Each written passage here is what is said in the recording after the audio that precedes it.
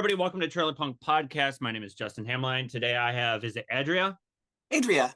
Adria, cool. I just want to make sure I get the name right. Adria from Tears for the Dying. Thank you so very much for taking the time to be on my podcast. You just got fresh out of a show with Vision Video. Tell me the details. I love Vision Video. He's been on my podcast before. Tell me how you got connected with Dusty. Absolutely. So Porch Fest is an annual thing that happens in Athens, and most cities have this. And Mhm. so basically, bands set up around town with houses, and you play to people. So we've done Porch Fest for a while now. We've done it with Dusty a handful of times, and it's always a fun party. So Dusty and I, we originally met, back in 2018. So this is pre-Vision Video. Dusty was doing a goth night here in Athens. Yeah. It was at the time, it was a very small goth night, as most have been historically in Athens. I used to do a goth night back in the 1990s here. So we connected that way, and Tears came over and played one of those goth nights, and so that's how we originally met. And then shortly thereafter, Dusty set his sights on big things, and he chased them and obtained them. So I'm really happy for him for that. But that's how we connected. So was just through goth night. That's awesome. Tell me about the goth scene in Athens. Do you feel like it's been growing? Because you've been kind of doing this for a while, at least locally and musically through Athens. Tell me about the scene and how is it progressing? Is it growing? Is it getting bigger? Tell me about your experience with it. Yeah, for sure. I started going to shows back in Athens in the late 1980s, and one of the very first bands I went to go see was this project called Nerve Clinic. And I was at a time when I'd never gone to see shows before. I'd never gone to any concerts in my life, and they were one of the very first ones I went to. And it was this little tiny shoebox sized club called the 40 Watt, and they later moved to a bigger venue. But it's a little shoebox sized club. And so I walked in and they were starting to play, and the thing I noticed is the club was just pitch black. And there were two TV sets, old CRT TV sets set up on stands on either side of the stage, playing these old B horror movies, one different B horror movies. And they were self-made horror movies, right? So like one was of this person getting their tongue fake cut out, another person was fake getting burned at the stake. Oh my God. Meanwhile, there's a drummer on stage playing beats, there's a guitar player, and there's a vocalist chanting. And it was, I didn't know what to call it back then. I kind of cut myself, thought it was punk rock or whatever, but it was industrial music. Oh, wow. So that was one of the very first experiences I had back in Athens. Athens did not have a goth scene in the 1980s, such that, goth existed in the 1980s for us. It really kind of did. It was just post-punk and punk. Sure. But we did have an industrial scene in Athens back then with bands such as Sky City was a really earlier band in their clinic, and there's a rich history of that in town. By the time I started playing music, which was shortly after I saw those bands, I saw it mentioned before, I started playing in punk bands originally, and then thereafter I joined my very first goth band. We were called the Endless, which was ripped off from the Neil Gaiman comic, honestly. Yes. So we played for about a year or so, until which time someone broke into our band space and hijacked all our gear. So that was it for our band, because we were poor and we couldn't afford more gear. So endless shows were fun. We played once at the 40 Watt Club, the new 40 Watt Club, which is a little bigger. We had maybe 75, 80 people there, which was pretty good crowd back in the 1990s for Athens. So and over time, I'm going to turn my all my phone stuff off. I apologize. No worries. You're good. You're good. So we've always had some goth scene going on. So about the same time, I started DJing at a local club called the Atomic Music Hall. Oh, okay. So I was playing goth music in 80s. This is about 1995, 96 or so. I did it for a few years there. So that was always a fun gig. And we always had a lot of just random, we call them townies here, like so folks who maybe wear black or just kind of loafers or burnouts or whatever, but they love coming to the dance, and so that was always a fun time for us. Yeah. So it is since the 1990s, the goth scene has just kind of ebbed and flowed. You have bands pop up here and there or whatever, but entertainment. My friend Trey Hart, he started out in Athens, Georgia, before moving to Atlanta. So he's been around for a hot minute. So it wasn't until Dusty started doing his own goth night back in like 2017 and 2018. He would hold it at little venues like the world famous, which is where we Tears came and played the one time I mentioned.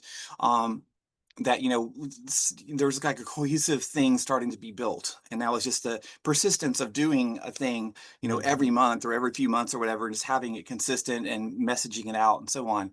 So since that time, Dusty has obviously gotten really big with Vision Video. We've continued to hold goth nights in Athens. I started DJing with that crew back in 2022. And we've held goth nights almost every single month since then, and they are so much fun. We're a little different in our goth nights these days. That I mean, some cities are really serious about like goth night, and there's a lot of I don't know, there's a lot of Finnish, there's a lot of industrial and Yeah. EBM and so on. There's a whole vibe to it. And it's cool. It's a very awesome scene. And their Atlanta extension and so on. Our goth night is not to be taken as seriously. Right. We have an amazingly good time. We love spinning obviously a lot of dark wave and death rock and goth rock. We also will randomly throw in a like a random 80s song or Lady Gaga or whatever. We'll Sure. drop something in now and then to kind of spice it up a little bit. Yeah. Sure. But it is a very well attended goth night, and the core is goth music for what we do there. So it's definitely grown, and it's gotten bigger.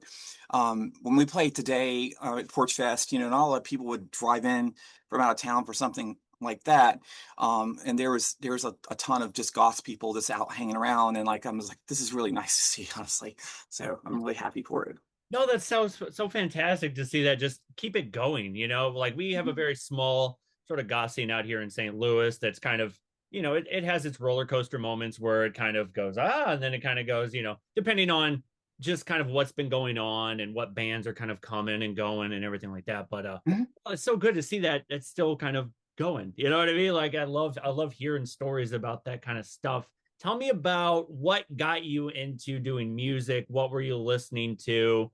you know growing up, and then kind of you did bring up that you saw your first sort of industrial goth band. Did that kind of catapult you into experimenting out more on exploring different styles and genres of music just personally? Yeah, so yeah, I come from a musical family. Mhm. So when I was a child, all of my brothers played one instrument or another, like piano, trumpet, and so on. And that was a big part of the family. And when I was a child, back in I'm I'm I'm a little bit old. I was No, back in that's okay. 1973. No, that's okay. My family would play. We AM radio. They would hear a song on the radio and they turn it up and get really excited. Of course, I'm Sure. like 3 or 4 years old, so I'm not really understanding what radio is even. Right. Well, this is your Uncle Chip playing, and they would be really, so it would be a big thing. So um we'd eventually learn more about that. I did as a child. My Uncle Chip played this song called Jolene with Dolly Parton, and so we went up to family reunions in Murfreesboro, Tennessee, which is Mhm. where Chip had his studio, Young and Sound. So and 5, 6, 7 year old me, I just thought that every kid's uncle had hit radios on the song. It was just, Yeah. I didn't know any different. Um, and so I got to see and hear some of the stories, and that was influential in a sense that, well, wow, music is something that people do. However, it wasn't anything that, like, when I heard about that, I want to be a musician. Like, it Mhm. wasn't until much later in my life when I started to go see bands of my own in Athens that I kind of caught the spark.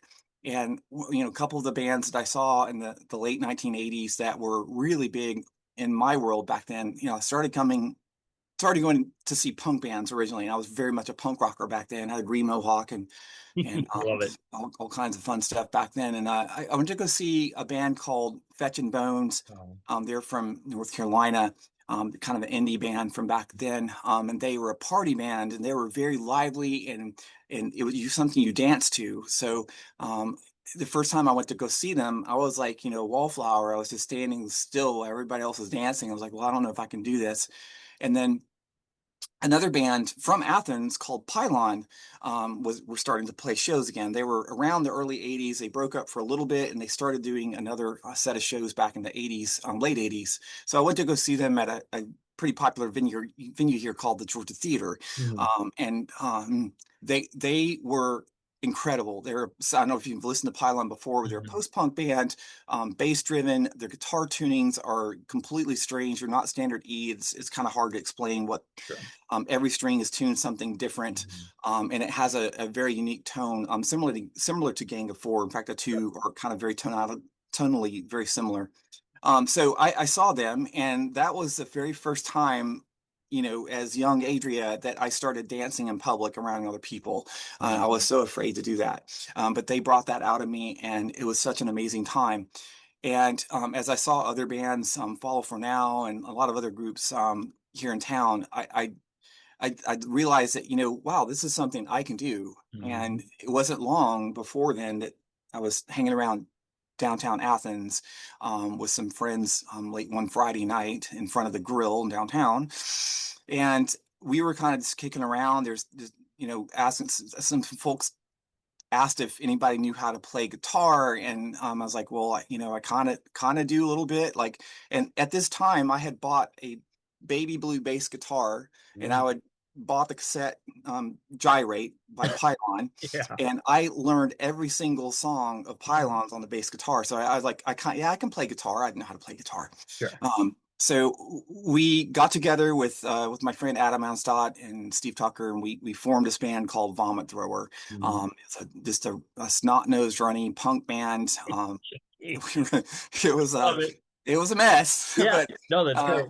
we didn't know how to play our instruments. Like, I literally did not know how to play a bar chord, and it was pretty terrible. Our very first show I was at love it was in 1992, and I there was like maybe like 15 or so people at this little club Fred or whatever, and like I literally played with my back to the audience the whole time. I was so fucking afraid. I was so afraid that, like, oh my God, what? I love that. So, but yeah, that was my first band back then. So, from there, I finally did learn how to make a bar chord, and as I started writing material for Vomit Thrower that wasn't complete garbage, one of my bandmates asked me if he's like, well, I really like this new song you've written. Have you heard of Boohoos before? Mhm. And I'm like, Boohoos. And of course, I'm mishearing Bauhaus, and like, um, he's like, so I kind of like, he showed me a record by them. Well, they kind of look art rocky for me, and I'm really into punk rock, like, Sure.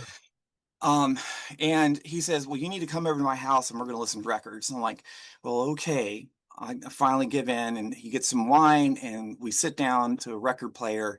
He pulls out a few albums. He pulls out first, because he knows, like, I love punk rock. He pulls out the Plasmatics. Mhm. It was one of the early import records. It was a Japanese record, and I don't remember the songs on it. But like, it was so fucking. It was amazing. I never heard of Plasmatics before.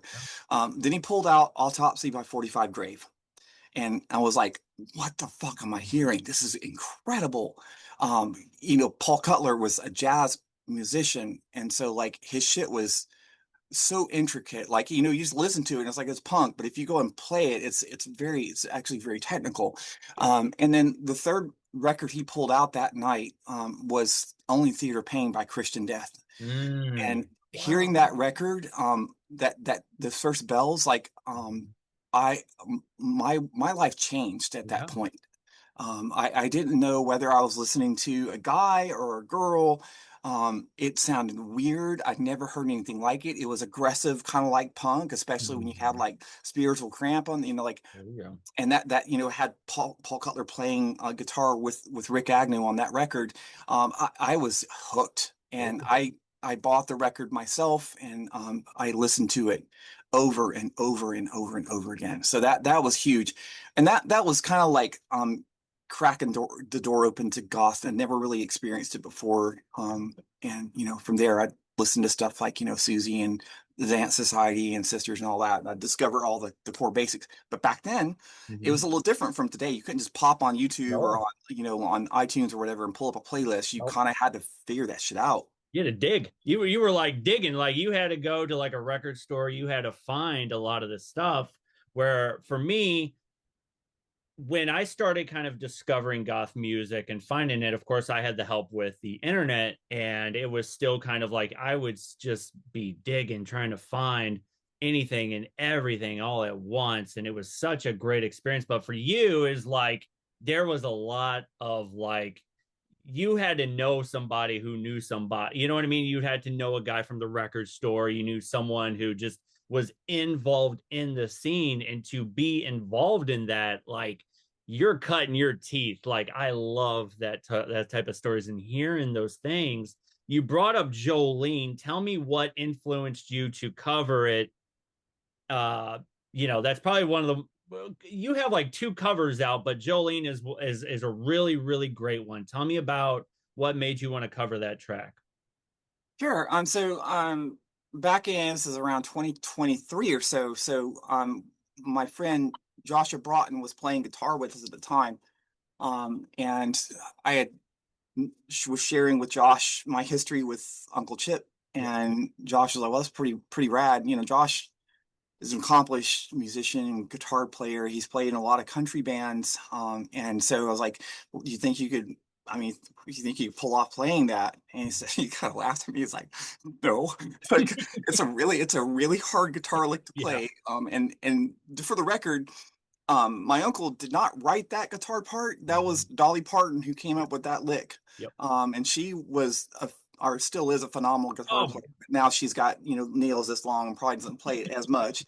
yeah. Um, so I was asking, can you think you can play this? And he says, no. And a week later, he comes over and like, well, let's kick this around and show you what I've got. So he started playing some chords for me, and I was like, this has got a lot of space in it. It feels ethereal. And so I kind of built out a synth bass track for it and added some kind of unsettling sense behind that, and just wrote out some guitar bits over it, and like we came up with Jolene and our cover of it, and we rearranged the song a bit from what it's there. So Jolene is like, it's a sad song. It's a Hmm. song of heartbreak and of tension and a relationship that's not healthy. And when you hear Dolly's version, it's very upbeat and energetic, and I love that juxtaposition of like Bee Gees. I started the joke. It's the same kind of idea where it's upbeat, but the lyrics are very dark. So we kind of turned the song around and made it a little more appropriate musically for what the content was. So that's kind of how we came about doing Jolene. Tell me about the progression of Tears for the Dying, about kind of how it started out in the beginning and how it's kind of progressed, just sound wise, production wise, even stage presence. Tell me about that sort of process. So Tears started officially in 2003. However, I began writing lyrics for a project that I did not know would become Tears back in the late 1990s. Mhm. And I was playing in another earlier band. It's kind of an indie pop band called the Girl Pool, not to be confused with Girl Pool from San Francisco. We were our own thing. And I was kind of getting more into goth at that time. A singer wanted to go more Brit pop, and we eventually broke parted ways. And like, but I started writing my own poetry at the time. I was at the time starting to come out as trans back then, trying to figure out my identity, and so I was just writing words around that, that process. So in 2003, I heard about this festival through the old deathrock.com forums, which some of you old heads would know listening to this. Um, we would post on deathrock.com forums all the time. And that's where I met Trey Ehart from Entertainment, and Mark Splatter was a guy who kind of was progenitor of that.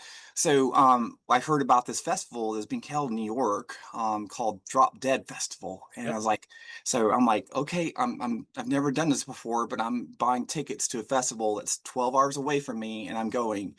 And so me and my best friend back then, Dara, like we got in my truck and we drove all the way up to New York to Drop Dead Festival. And there was actually there was a few nights, so there was a pre-party in Philadelphia, and that was the Brides, Cinema Strange, and one other, Anti-World were the three bands that played that first pre-party, and then we got to go see them, and the next night, the Drop Dead Festival proper in New York at CBGB, and that was such an amazing concert. It was a shitty club, you know. CBGB was just garbage, but like, um, it was appropriately a shitty club for what was going on. Like, and the set by Cinema Strange was just, it was alien. It was, they were wearing all these weird, you know, the earlier Cinema Strange. They had these crazy hairdos, and they were wearing these weird outfits, and each of them had like these numbers on them, like that they would grade cows, like that would go to the market, like they were going to the abattoir, and like, you know, Yeah. like, so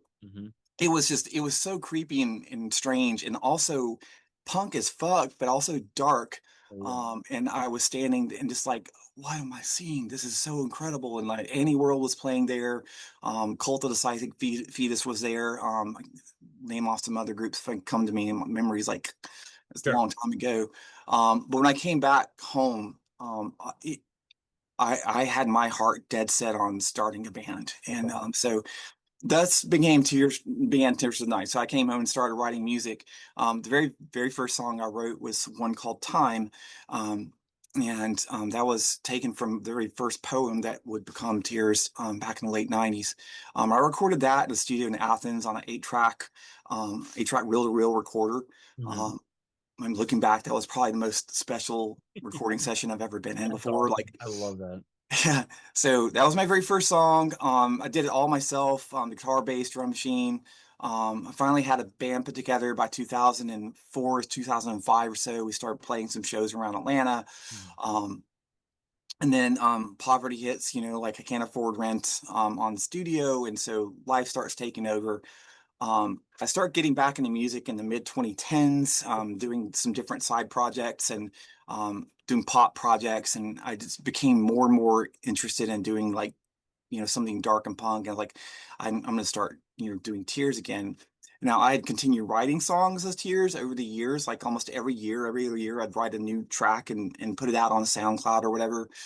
Just some experimental stuff, some stuff that would later become, you know, appear on like Charon, our first big EP, and like, so that was that. I started doing it as a solo project, myself, and I would just have backtracks and synth bass and drum machine and mic on guitar or whatever. And I started working with some other musicians in Atlanta back in 2018, and we were together for a couple of 3 years, maybe 2 years or so, and we released Charon and Memories together. Those two EPs were a lot of that material was stuff I wrote back in the early 2000s, like the song Memories, Go Die, All for Nothing, Dazzle the Sun. A lot of those tracks were written way long ago, and I was really grateful to be able to get them recorded and play them again. Um, so that lineup was pretty much, it was just all guitar. There was a little bit of synth on the background, but it was just mostly all guitars and drum machine and bass, bass guitar. And so in 2020-ish, 2021-ish or so, like I wound up moving to Athens. And when I did so, I you know, reached out and got some new players in the group, and we continued using drum machine. And I, you know, like I think we wrote with Michael Purvis was in the grant group at that time, bass player, wrote Wouldn't It Be Funny? Mhm. And that was the first track that allowed me a little more freedom to like just really orchestrate shit. So like he came up with this really sick bass line, and it was a it left a lot of room for me to do stuff vocally and on guitar. And so I wrote out some guitar bits and then wrote out a synth bit for it. And then later I came in and wrote some synth bass that would kind of layer in at different parts in the song. That was a lot of fun for me to be able to kind of like build out shit that I've not had a chance to do in the past. So we recorded that, and then by 2022 or so, we had a live drummer with us at the time, and Josh, who I mentioned before, we kind of rewrote Jolene together. It's like he brought up the idea of inner monitors, and so he brought over some that he had. It was a Shure PSP 300 or something, and just some cheap head earbuds I had here. I listened. We practiced once with them, and I was like, what have I been missing? Why have I not been doing this whole time? Like, you know, like when I play shows, I often blow my voice out. Like, you know, like, so we made a switch to in-ear monitors. Mhm. And with that change, so now we're playing to a click track. So the drummer's like back there, he's playing drums, but like he's also like we're all playing the same click track. So it enabled us to be able to do some stuff musically that we have not done in the past with Tears, such as like with Kaiju, we're layering in synth bass the whole song, or with Jolene or Dead Girl Dancing or Hikambana. Like we really added a lot of more electronic elements to what we do in Tears with that, line up in 2023 or so. So that opened a whole new world for me to be able to create and do things a little differently.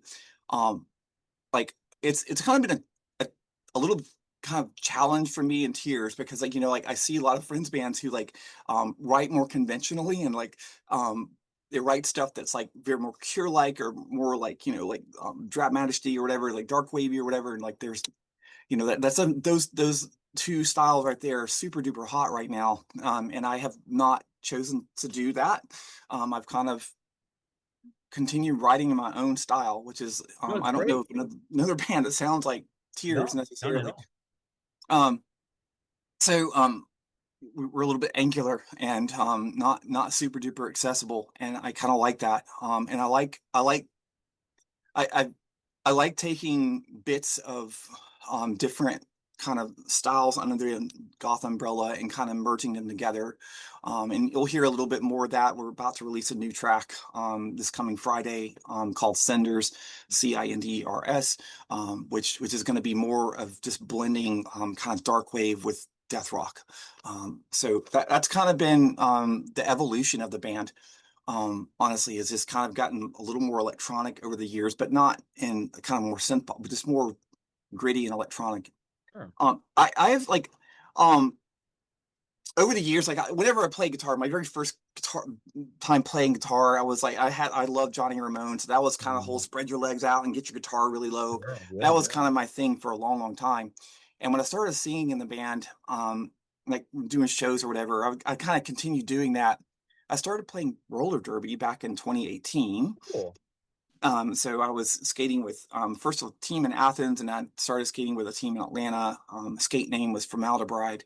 So, I love that name. That's such a um, cool name. and so in roller derby, like I don't know if you know this about me, but I'm 6'3". I'm very, very tall. Very tall. Very tall. Most skaters are at least a foot shorter than I am. So I'm constantly hearing at practice, Bride, since they give you nicknames, and Bride was my name. Bride, you got to get lower. And so you got to bend your knees and get low, low, low to the ground.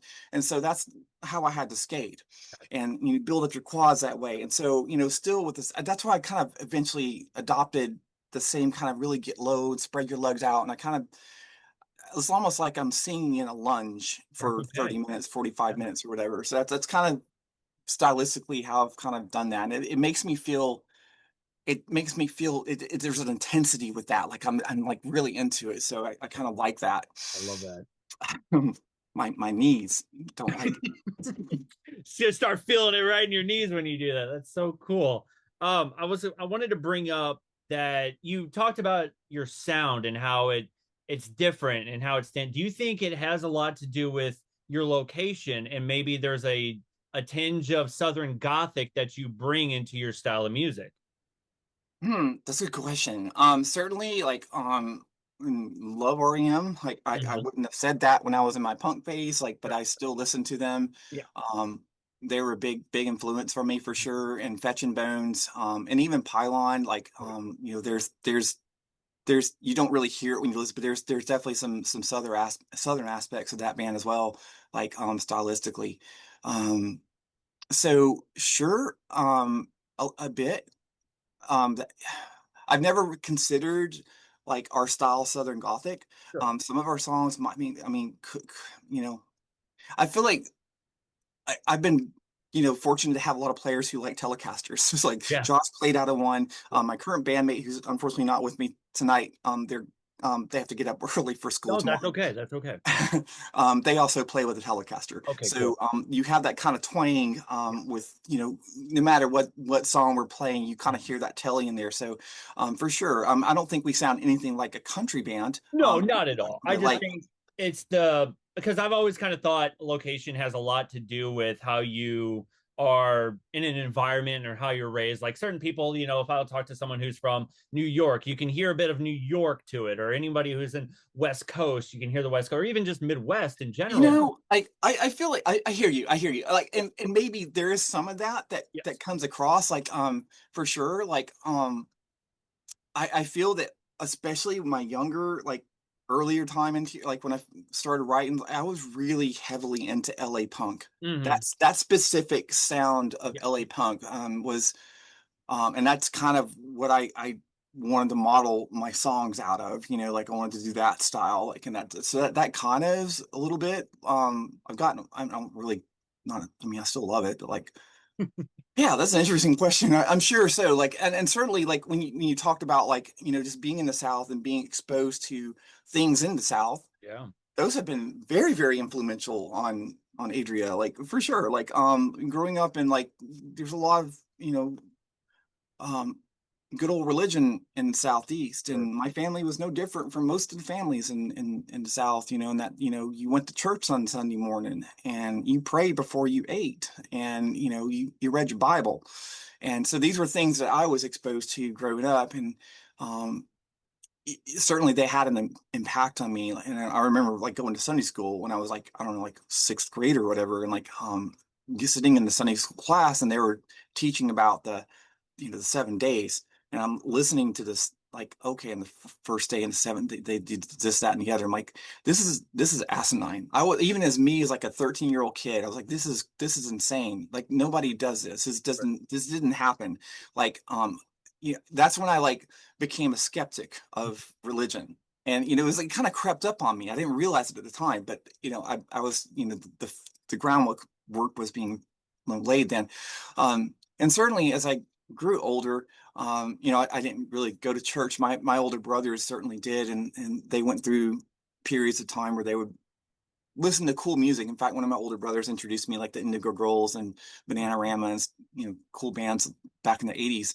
Mhm. And then, he would get saved, and then my other brother would get saved too. And um they would go to these things called Billy Mayo's Rock and Roll Yeah, Revival. I know. I'm from the Midwest, so I was born and raised in the church, and I was involved in the satanic panic and all that other shit. So believe me, Yeah. you're speaking my language. So go ahead and continue. Yeah. Yeah, no, they would literally, the cow pasture. They would set up this big ass tent with folding chairs, and the guy, Billy Mayo, like, he would get up there and, like, hold up a Black Sabbath album or a Hall and Oates. These guys are homosexuals, and so and my brothers were inspired. They would come home, they would, like, and the next day they would start a bonfire in the backyard, and they burn all their records. Mm, And, again, like, 15-year-old me is like, what the fuck are y'all doing? right. Like, why? Like, I didn't understand it. Like, like, it didn't click. And so as I got older and started, something's not right with, I don't feel like a boy, and, like, and when all this fucking hair started thing happening, I was, like, really, I was just angry and upset with that. Like, I was, it, it, there is a lot of cognitive dissonance in my brain growing up, listening to, the teachings of the Bible and the church, that they told me that, you should not wear clothing of the opposite sex, and this, that, and homosexuality is wrong, blah, blah, blah. So I heard so much of that growing up, that when it was time for me to start, figuring who I am out, that, it was painful. It was a lot. There's a lot of just bargaining, and, like, for a while, I would start going to church. I was coming, I was out as Adria, and, like, I would go to a church in Atlanta, St. Mark, downtown, which is an amazing church. Honestly, if you're into church and you're Atlanta, it's a great place to go. Like, and I joined the choir, and, like, I would literally, like, talk with one of my brothers. Like, he knew I was coming out, and, like, we would talk on the phone for hours at a time. And, like, like, he would, like, well, I think you're making a mistake, and this is, God doesn't make this. And, it was a hard time. I finally, by early 2000s, I finally came out to my mom. And at first, who was a Southern Baptist. At first she was like, well, dead name, what clothes are you gonna wear when you go to college? And it was such a sweet, innocent thing to ask. It was just very innocent, and, like, I was like, oh, well, I mean, I'll just wear what everybody else wears, some probably jeans or whatever. Like, and a couple weeks later, I get a letter from her saying, and like, and then, I never want to hear this name again, and God disapproves. I'll talk with my pastor. And then I get another letter from the same brother I talked with before, 7-page handwritten that, he's going to burn in hell, like, this is a mistake. And so that was when I kind of like, okay, well, it looks like I got to choose between my family and being real. And I'm going to keep it real. So that's what I did. I just basically kind of lost touch with my family a bit over the years on account of things. We still do stay in contact with each other, but it's like, um, it's just it's one of those things. So religion definitely had a huge impact on who I am today, and it's taught me some good things, but like it's also soured my opinion of humanity in some other ways. I'm a pacifist, and the Bible talked about Jesus as a pacifist, and so I learned, and not that I learned that this is something inherent to who I am. Same Um, way too. I'm very much like I'm a pacifist, no war, no fighting. I've quit, drinking alcohol and stuff like that for the, I've just again I was involved in the church, but there's a lot of things that I still continue to hold on to. But there's other parts where it's like well, starting to question, and that you know what I mean. I totally understand that. mm. Did you have a reckoning moment, like when you were growing up, that like you kind of like had that dissonance, or like, There was a time where see I grew up in a uh mega church, so and I oh my Lord. yeah, and I played drums. Like I was very heavily involved. Like I would go to church 3 times a week. It was Wednesday, well, a little bit more than that because we would have band practice on Tuesday, perform on Wednesday for the youth. I'd go to church with my parents on Saturday and Sunday, and then Sunday evening I would play drums for the college kids. So I was part of the band, and then they asked me to be in the band, and then I started to notice how money meant more to the church than people. And so and again, I was one of those where I was involved pretty much all my life. And then I had a major just, I'm done. I can't do this. I got involved with drugs and alcohol and blah, blah, blah, blah, blah. And then I started doing more I'm trying to think more kingdom of God work where you're going out helping the homeless, getting more involved in helping people instead of just being involved in the church where you find a lot of comfort in a building and it's like, no, I want to go out and do more. You know what I mean? Does that make sense? It really Socially. I want to does. help out more socially. Yeah. And so that's where it was one of those moments where I turned my back on the church, but I still kind of was like, and I quit doing drugs, quit drinking, got sober, all that, and just going, how can I fix myself and how can I take what I know? Because I don't want to waste the things that I've learned and just go, bleh. Like I want to Mm-hmm. do to help people because I loved that part. I liked volunteering. I like helping. I like doing my part for the community. And even just with this podcast, it's me doing my part to for other musicians and even just doing local work for food pantries. Like there's little things that I still do now that I've kind of held on to. So I mean, you know we all You kind of know, go through that struggle with religion, unfortunately. So yeah, for sure. No, like my mom was like, we didn't agree politically on mhm. pretty much anything. Like, but like one of the like the ways really respected my mom was that she was a Southern Baptist. She was a very holy woman. She read her Bible. Was that she also like went out and did the work. She delivered Meals on Wheels. She always was looking out. She had a heart for the poor. Mhm. Yeah. And that sounds like revolutionary today if you think about how the right wing it has progressed over the years. Yeah. It sounds like like leftist talk, but like that's my mom. She was very much, she was concerned about the homeless and the poor, and she delivered Meals on Wheels. And of course, while she was there, I'm sure she talked about them with God or whatever. But like, um, but I respected my mom, and that I loved my mom, and that was one of the reasons why, for sure. Yeah. but definitely growing up definitely had its impacts. Tell me about your story. I mean, if you're comfortable opening up about your neurodivergent, or am I saying that right? And you're also trans. So tell me about just coming to terms with yourself and just getting comfortable with yourself and your body, and how it's kind of how music has helped you in that process. Does that make sense? Yeah, Okay. yeah, it's a lot. Yeah, sorry. There was a lot. There's a lot. There's a lot to unwrap. I'm sorry. I want Mhm, people to have a platform where they can open up. I mean, like I said, that's if it's too big of a topic, we can move on. But mhm, if you like to, because some people will come to the podcast and they'll turn something on and they like to know what someone's going through, especially if they're going through the same struggles. mhm. Does that make sense? Yeah, it totally Okay. does. So autism, neurodivergence. Mm-hmm. This was something that I I've been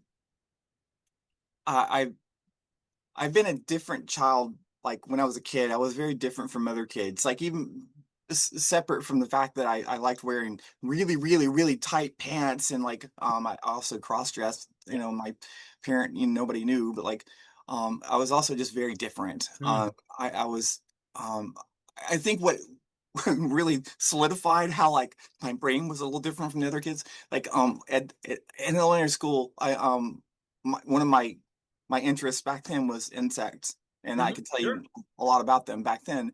And when I heard other kids like, "Oh, look at that bug," and they would be pointing at a grasshopper or a praying mantis or something, I would get mad. I would inside, I would be, no, it's not a bug. A bug is a kind of insect. Oh. That is a praying mantis.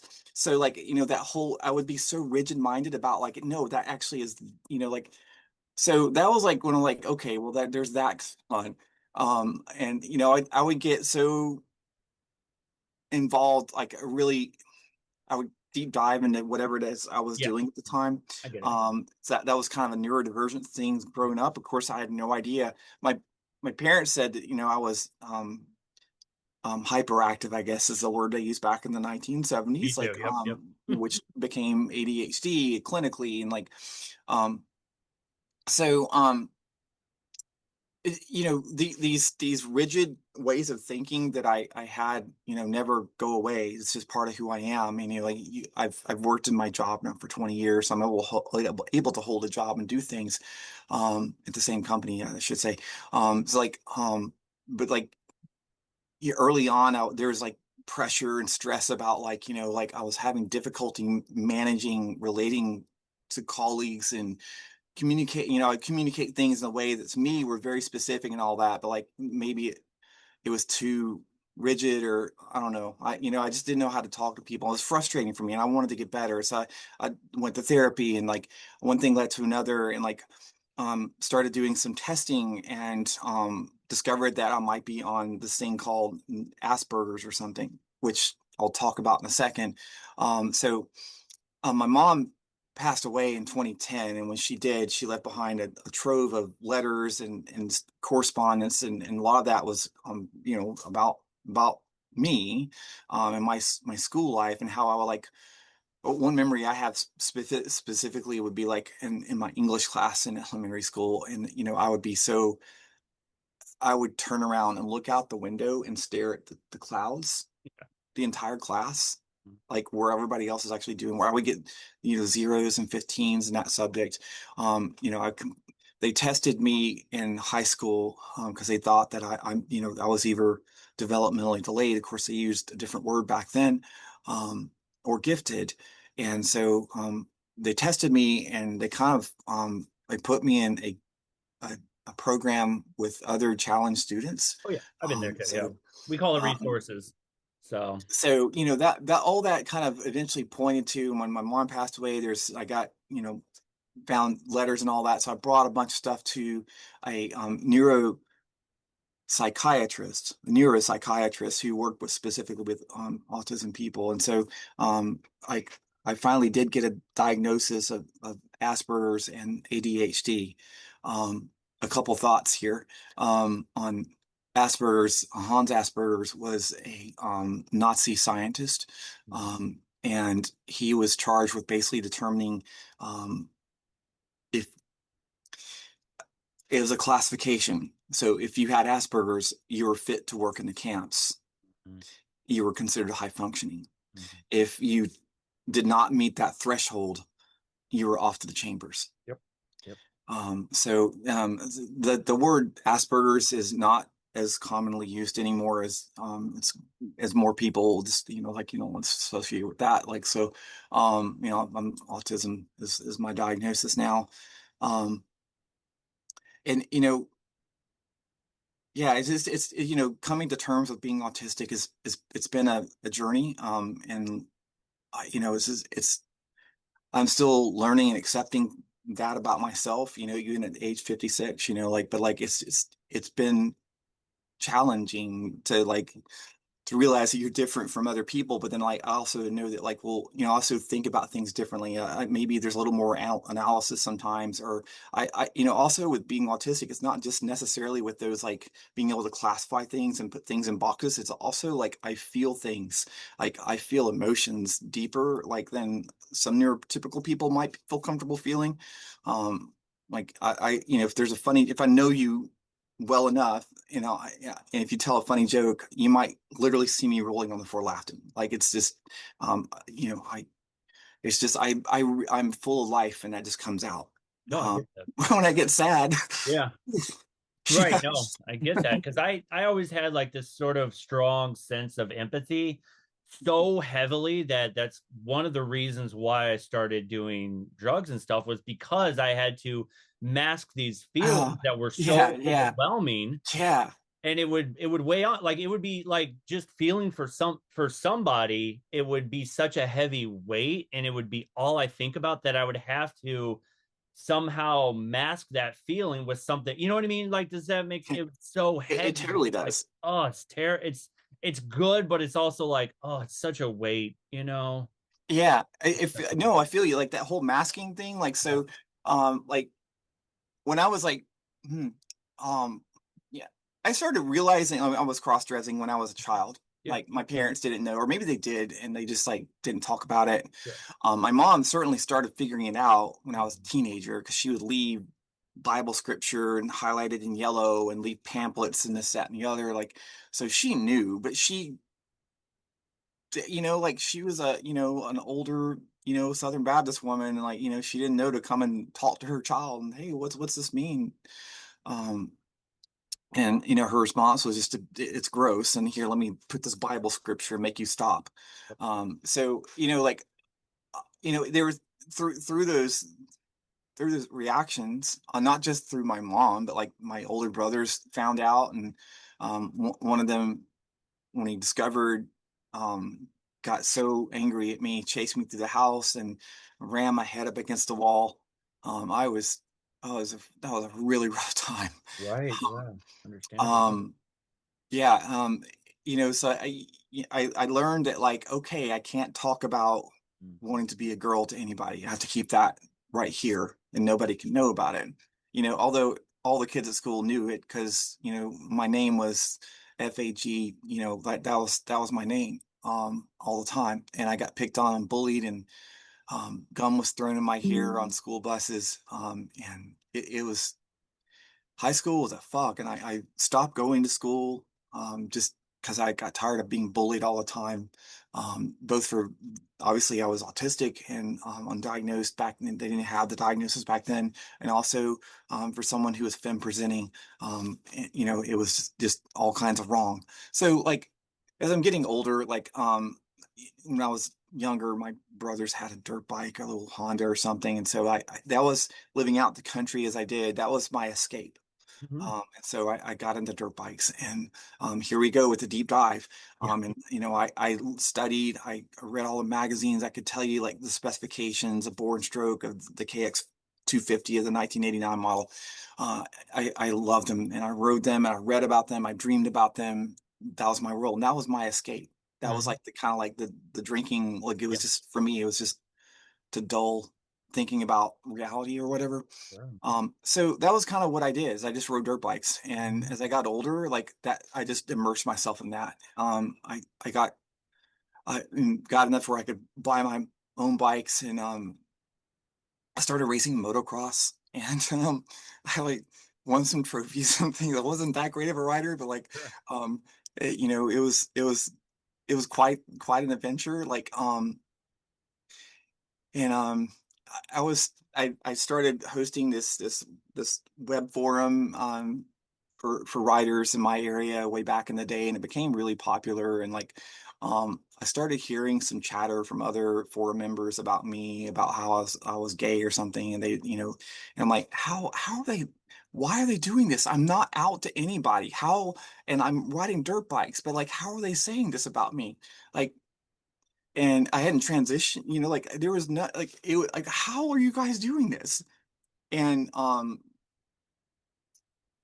so in the late 1990s, I started going, I mean, in and out of therapy all my life, and I think therapy is a wonderful thing. Oh yeah. Everybody should be doing it.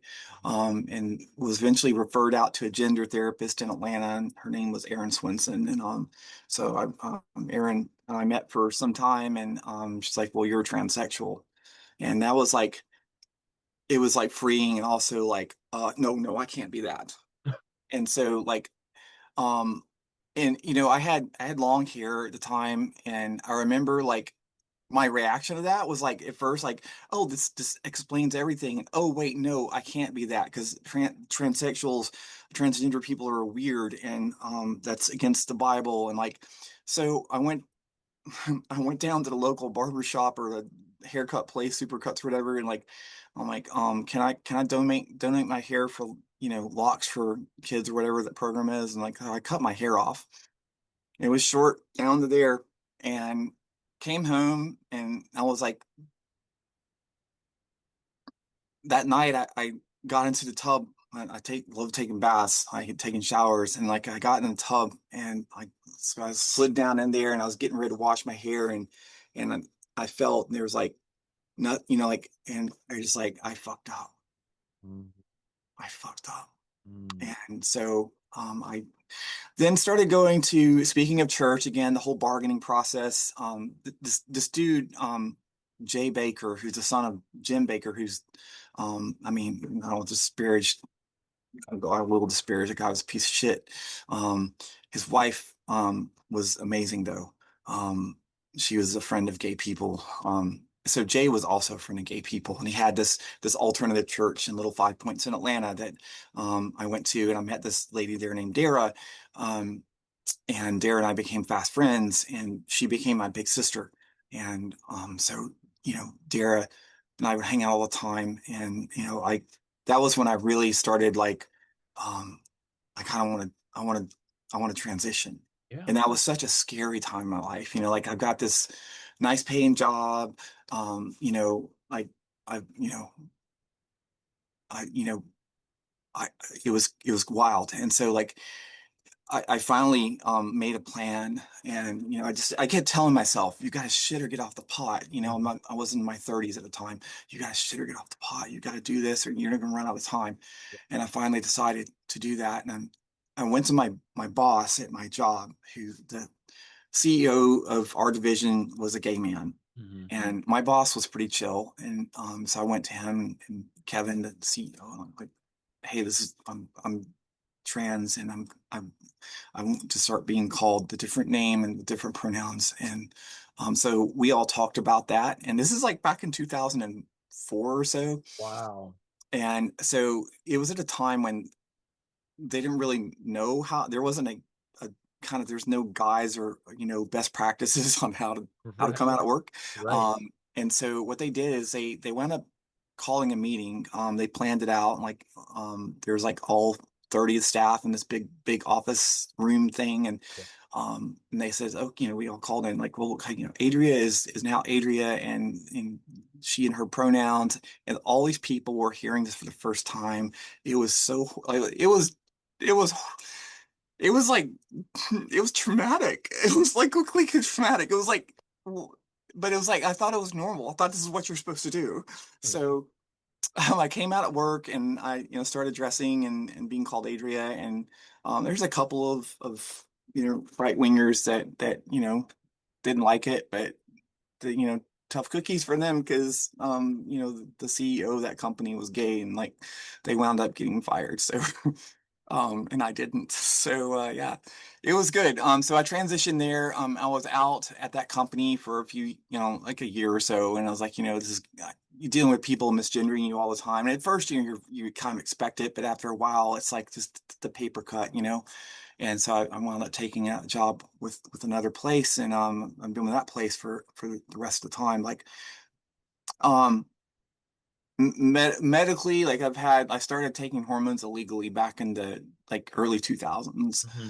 Um, it was between the time in which I was, my parents went in, like, you're trans, and like, and that time I was like, no, I can't be trans. It's like, I was like, I probably need to start taking hormones because, again, there's nothing on the internet about this. There's a book at a gay bookstore called Feminizing Hormones for MTFs. And so I bought that book and I was reading through it, and I'm like, oh, this is so scary, and estrogen and blood levels, and so like I started taking I ordered hormones illegally overseas from this place called In-House Pharmacy, which I think is even still open, honestly, to this day. And so I started taking hormones like estrogen, like unsupervised, because back then, think about what was happening back then. You had like these movies that would always depict trans people as serial killers, like um Silence of the Fargo. Lambs and stuff like that. Yeah, it was, we were the butt of the joke. And and granted, it's different. I mean, it's today we're also like, but like it was, people were ignorant, and like we were not in the crosshairs. It was like, it was just like, we were basically a joke, You're right. or a movie plot. Mm-hmm. So therapists, we would have this thing called the Harry Benjamin standards, which still exist today, but they're back in the day. Benjamin standards were basically the framework for trans people to go about transitioning. And so if you were going to therapy, if you ever hope to get any kind of surgeries or anything, or hormones, you had to follow the Harry Benjamin standards. And the Harrisman, they were kind of really fucked up. Like, so like if you were like transitioning to femme, like you could not say that you liked women, Mm-hmm. because if you were a lesbian, you were not trans, you were autogynephilic, and so Wow. you could not get access to surgery or hormones. So like, there was enough, like back on Usenet, which was like kind of news groups way back in the day, there was enough knowledge that was passed around to know that like you can't, you got to play a game. Yeah. And so we did. So I played the game, but like Yeah. you couldn't just go out and, hey, I'm trans, give me hormones. Like today, you can do that and get scripts easy. Back Sure. then, it was not the case. So I got my shit overseas. I was on it for a couple years and I stopped. And then when I started really getting serious about transitioning again, around 2003 and four,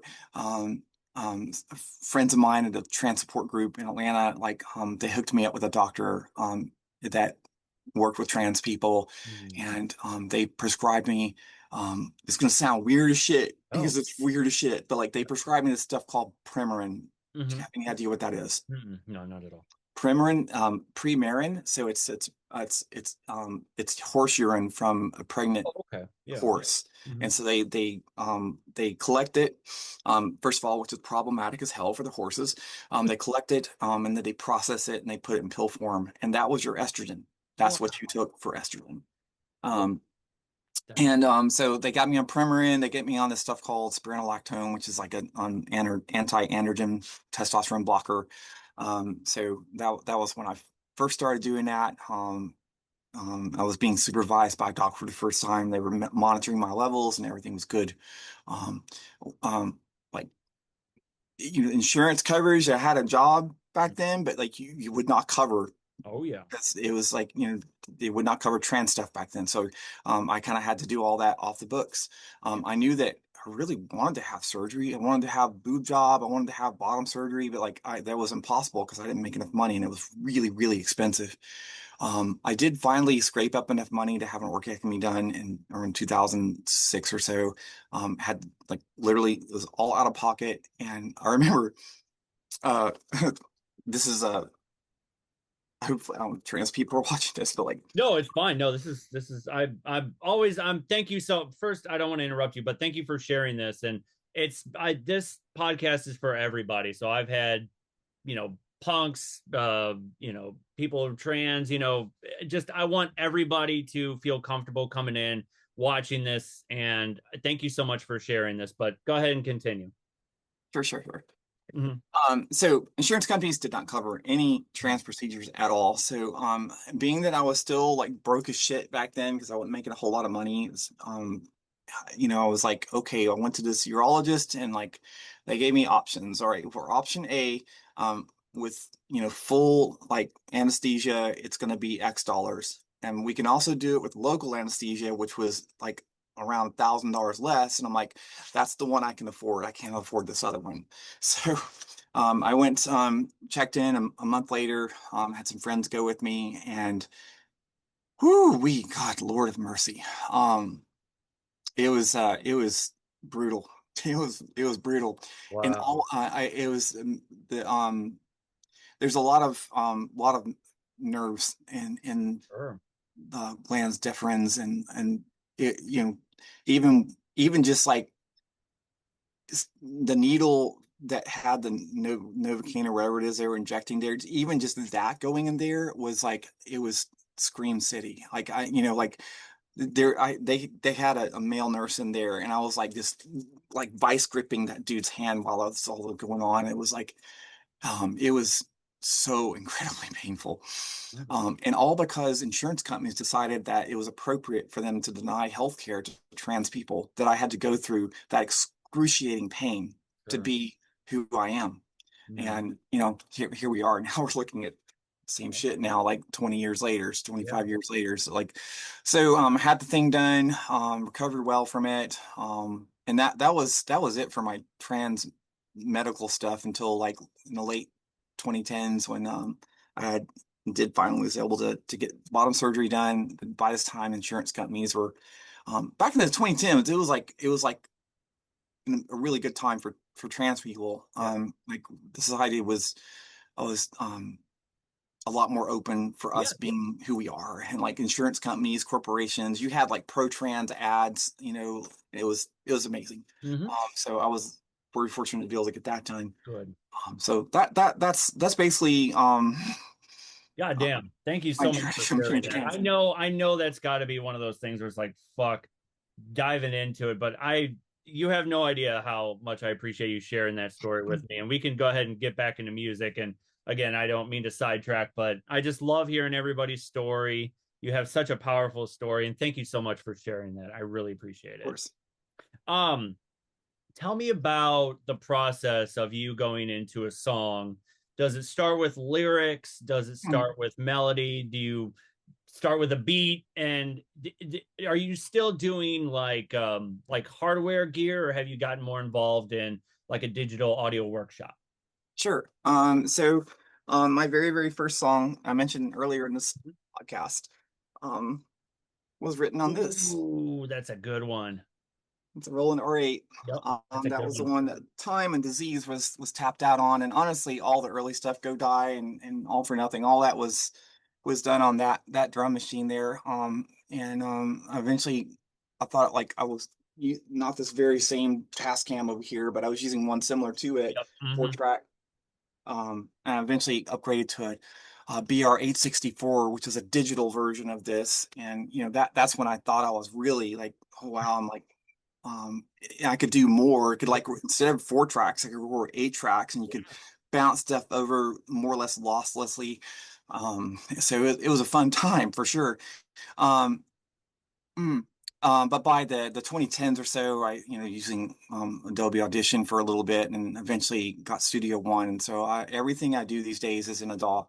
Um, so as far as like songwriting processes go, like it really I don't I just am kind of open there. Like I've done songs in the past um mm, where I've like I there was this kind of goth prog song I wrote in a previous band. It's kind of weird to say those two words together, but like there you have it.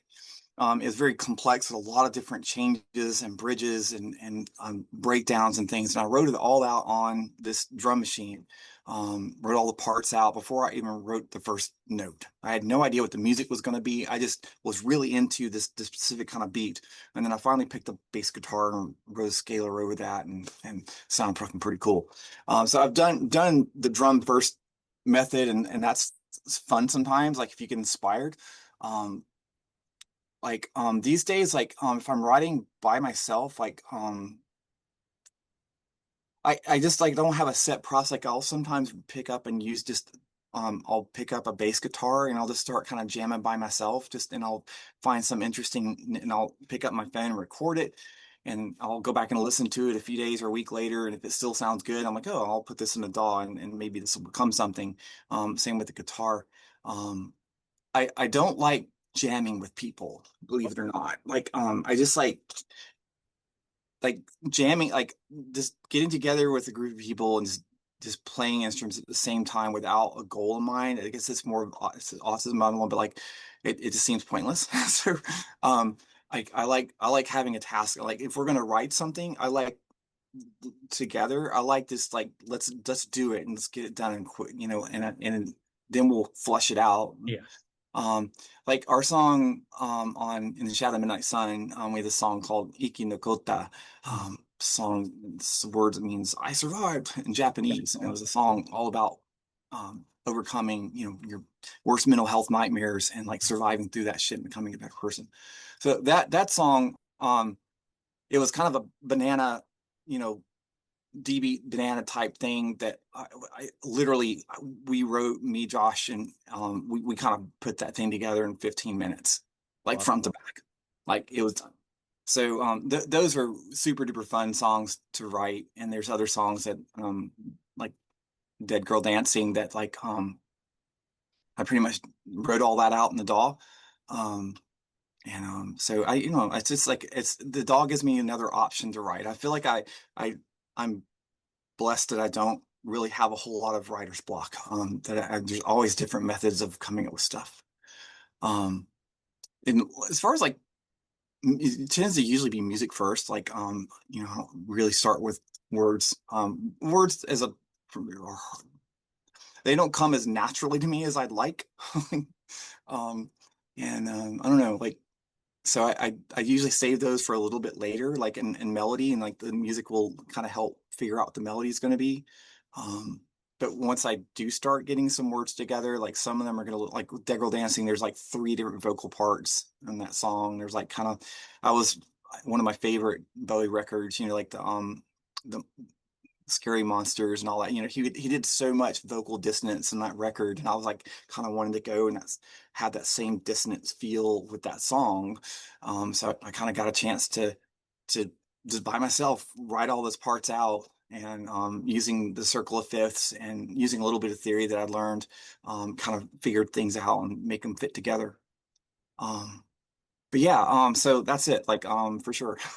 No, it's cool because you also brought up that you're learning Japanese. Tell me about that process and how do you think that again did you brought it into your music? Tell me about that.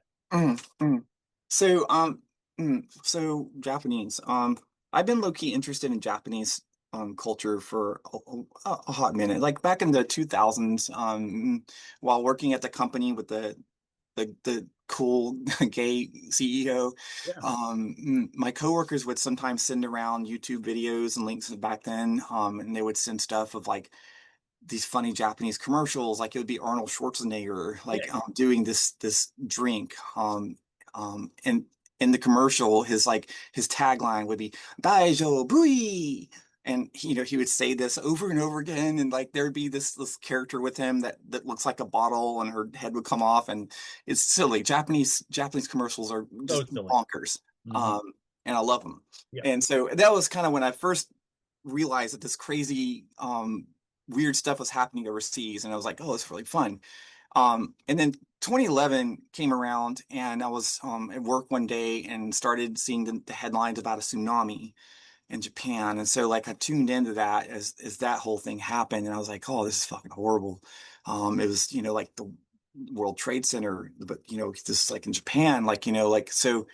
And then a year or so later, this Japanese artist, this pop artist called Kari Pami Pami wrote a song called Pom Pom Pom. And it was a song, she wrote that song to cheer the people of Japanese up, just to lift their hearts up in this horrible tragedy that happened. And the song, the video for the song, it has all these weird, and that's her whole vibe. It's just kind of low key, almost kind of creepy, but cute at the same time. And that it was a lot of that in that video. It's a lot of like random weird stuff, almost stuff that would have washed up in the tsunami, and that was in this video. And I just kind of like, wow, this is really, really nice. And years even before that, I was I'm not sure how I found out about Visual Kai, but like, I discovered it somehow. Maybe at a comic convention or something. I saw a magazine or something of this particular artist named Mana, who played in during no my memory is just complete trash right now. Like I'm Okay, no worries. I know it's Malice late. We just Miser. got done doing a show. I feel like I'm throwing way too much at you. No. You're good. You're good. So. The band was Malice Miser, Okay. and Mana was the guitarist in the band. And I don't like. I think today Mana uses she they pronouns. So they were on Spectrum, and they were just absolutely gorgeous. Like and I wanted to emulate that, and so I went through a kind of the style that Mana dressed in frequently is called elegant Gothic Lolita. Yep. So like I would like back in the 2000s, I found what later became a trans seamstress who sewed like some cool Gothic Lolita dresses for me. I still actually own, and I'll probably wear them at our show in 40 Watt next week. So I kind of was really fascinated. So 2011 came along, discovered Kari Pami Pami, and that was it. So like I kind of had some interest in there already. And then came the horrible pandemic. And with the pandemic, my ex-girlfriend, who I dated for a couple of 3 years, and we had a parting of ways that was just just really got me. I was not in a really good state of mind. And then, of course, with the pandemic, and that was just in its own level of just, what the fuck? Right. Yeah. Yeah. So, like, and everybody was going through it, and we couldn't go out. We couldn't play shows. I didn't have that. I do have dirt bikes. So I would ride dirt bikes. So I got into motocross. And so at this time I'd been doing roller derby. So I was like super duper fit. And strong. My legs were strong from always getting low. So did motocross, and I couldn't believe how fast I was at this time. It was just from technique of having good leg muscles and be able to stand up on a motorcycle. And so I was really getting to motocross in the pandemic era. And I used to race, and I'd wear these big braces on my knees. They made these carbon fiber knee braces because, knee injuries are a thing in motocross. Yeah. If you imagine like going in the corner, you put your leg out to kind of balance yourself out, and that leg catches on some dirt and you wind up getting an MCL. So you wear these braces to help minimize that. So I had some braces that I was wearing that were probably a size too small for me. And I remember at the track one day complaining to my friend I was riding with that, like, my leg hurts. And I wound up, taking this brace off, and it gave some relief. And like, then I'd put it back on to go ride another, 30-minute moto lap with him. And like, a month later, we went to, I went to a motocross race. So I got there at 7 or 8 in the morning or so, and put my gear on, that tight ass knee brace, and I had that thing on all day long. And again, it was sore all day long. I raced 4 motos that day, got home, took my brace off, and everything is good.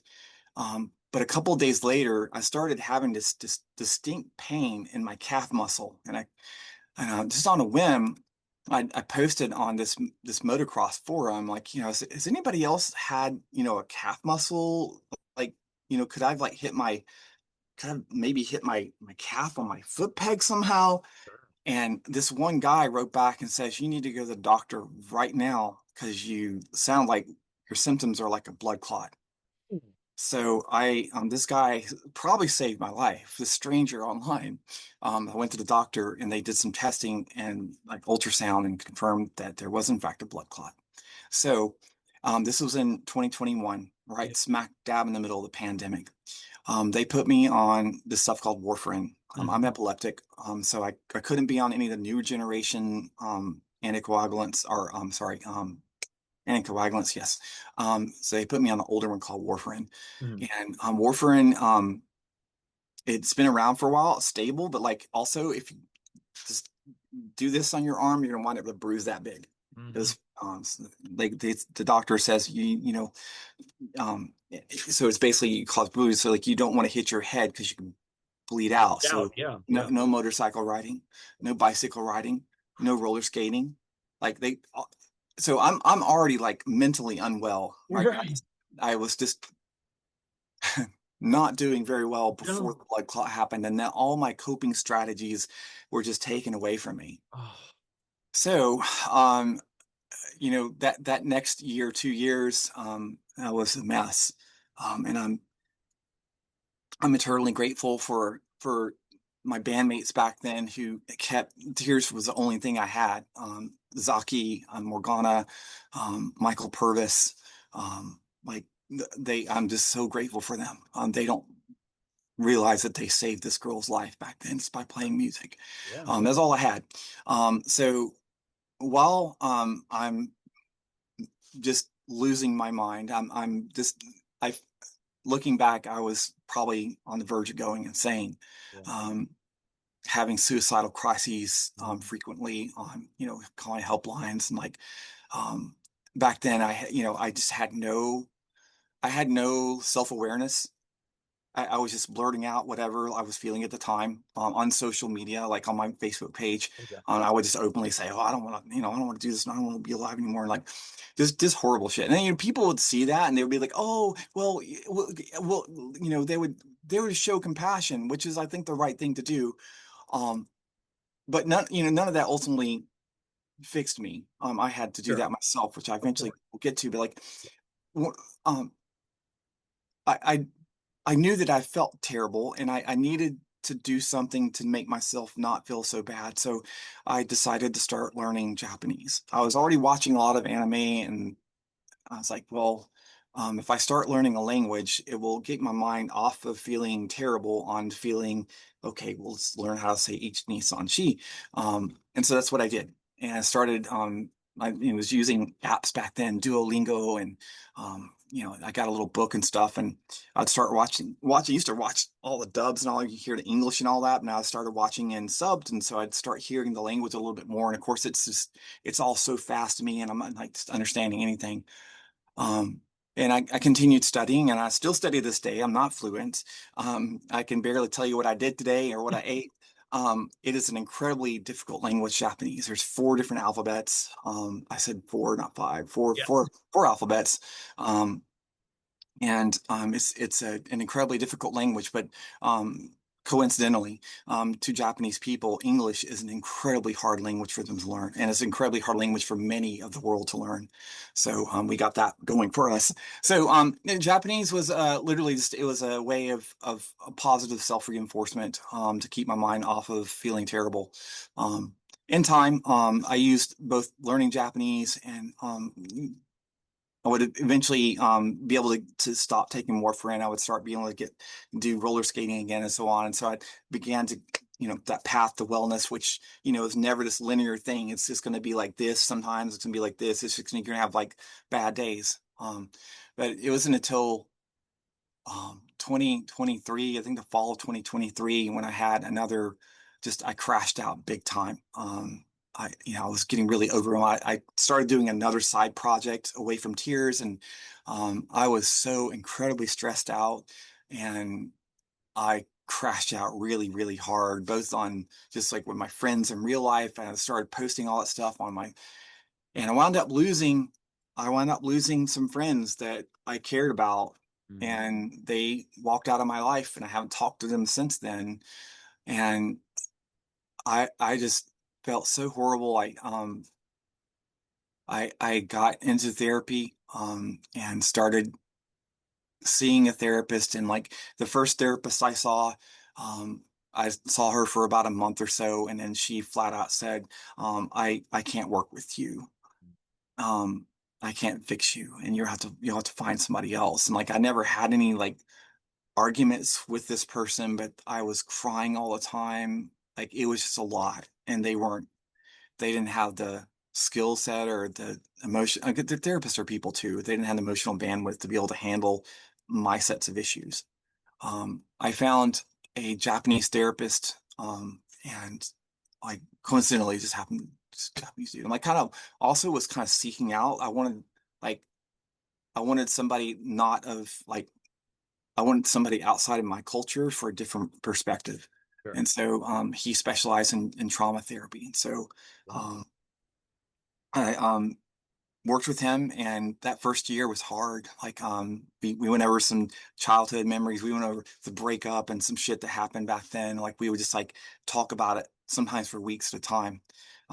He gave me some good skills, like, like um of if I'm starting to if I feel anxious and like things are getting out of control, go back to the freezer and grab that bottle of ice water and just hold in your hand, and not just think about the sensation of the cold. Or Mhm. go outside and sit in the grass and listen to the birds chirp, and now listen to the cars. And like you kind of start building different pathways Oh, when you're feeling anxious. sure. And there's you start sensing the world, rather than living up in here. You're now like using other senses, and it really helped a lot. We still I still have the same therapist, and like to this day, like like we meet, we chit chat. Like we're not doing work anymore because I don't have those traumas anymore. Good. And like now we literally just chit chat about like the crazy shit going on in the world, for Sure. example, or like this stuff. And I enjoy so much that that Yoshi was a big part of my getting better. But my therapist really didn't do much. It was me Oh, getting to the point of like I don't want to feel like shit anymore. I'm so tired of feeling like shit. yeah. Like and that inspired our song. It's called "Don't Wanna" on Shadow of the Midnight Sun. It's a song that I wrote in Japanese. It's a very short song, 30-second long song. Yeah. Um, Nara takanai. Anafu ni wa nara takanai. I don't want to be like that. Hmm. And it's that realization of when we are so mentally ill that like we're sick of feeling that way, and like, you just don't want to be that way anymore. It's a positive song of like change. Like you're like, I'm ready to take that first step into getting better. And that happens in an instant. And I Hmm. wanted to capture that. And it's a very short, direct song. And so that one and Iki no Kota are the two songs I wrote in Japanese on this last record we have, Cool. as more of a monument to using foreign language as a way to overcome mental health illnesses. So Amazing. No, that's brilliant. Tell me about the current state of Tears for the Dying, how you met up with Paige, and how you see the future of Tears for the Dying. The absolutely. show from So here. we've I've come such a long way with this band. Yeah. Like from back in 2005, playing our first shows in Atlanta, which were incredible.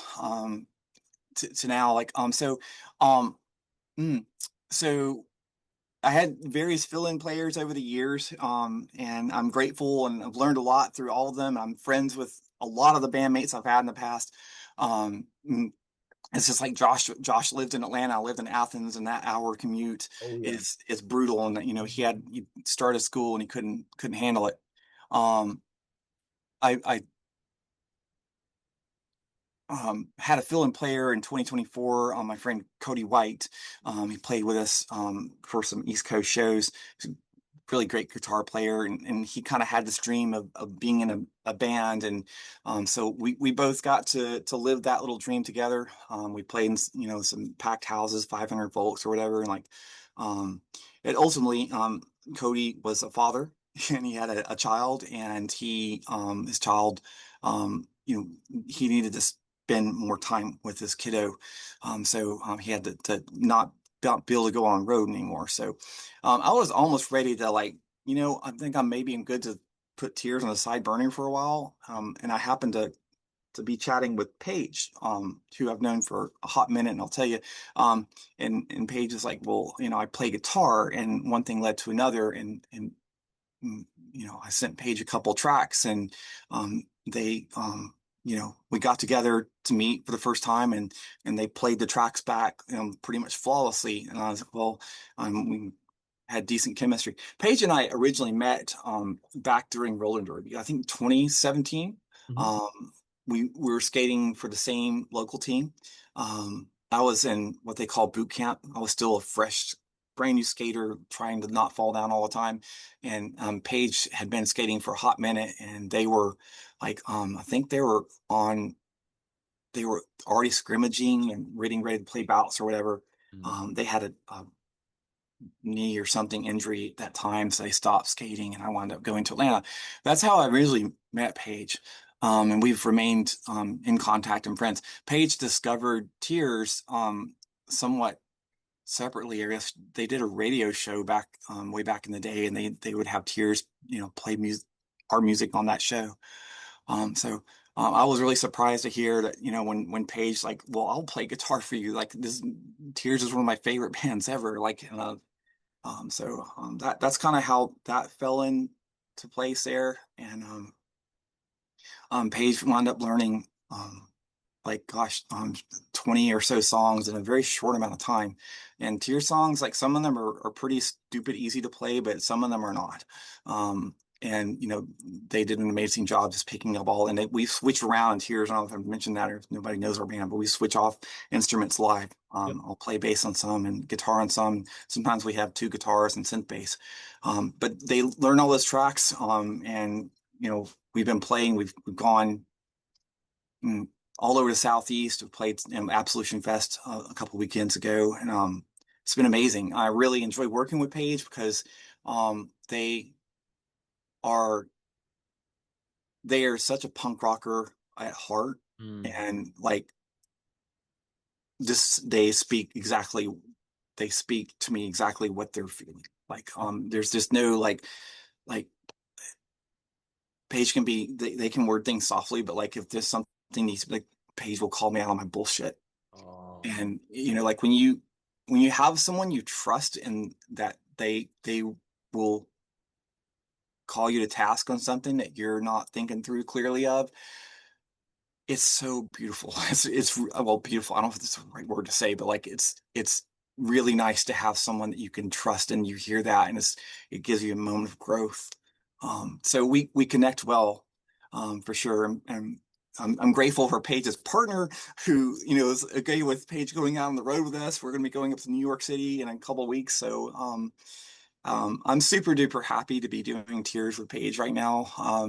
We've kicked around the idea of adding a third person to the group, or maybe adding a drummer. And like, honestly, like, we have, I really like how the lineup is right now. Like, and adding another player and used to ch teach people songs. And both Paige and I love playing bass guitar, and like, what would they play? And um we just, I think I'm pretty comfortable with how the band is right now, and I don't necessarily see that changing anytime super duper soon. We're starting to write new music. I mentioned the song coming out in a couple weeks, and we've got